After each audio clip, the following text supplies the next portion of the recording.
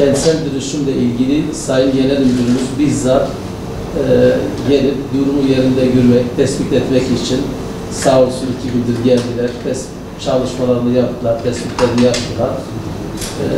Tekrar şeref verdik, bize şeref vermişler, hoş gelmişler. Allah ondan razı olsun.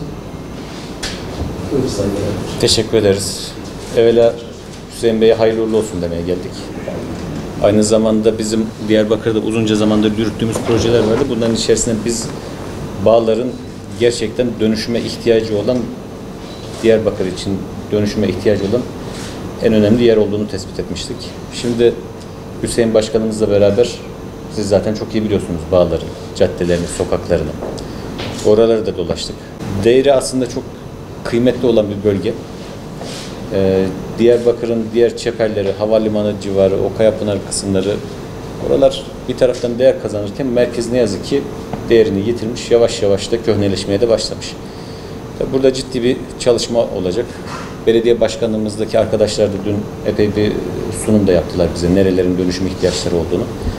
İnşallah hep beraber el birliğiyle bakanlık, belediye, aynı zamanda Bağlar'la vatandaşlarımızla beraber bir dönüşüm projesi hazırlıklarına başladık.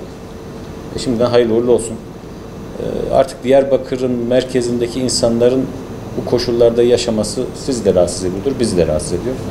İnşallah o civarlarda dolaştığımız, bizim de Ankara'dan gelip de böyle ne kadar güzel yapılaşma olmuş dediğimiz bölgeler var. Hepsini biliyorsunuz sizler de. İnşallah öyle bölgelerin içerisinde Bağlarlı vatandaşlarımız da yakın zamanda yaşamaya başlarlar.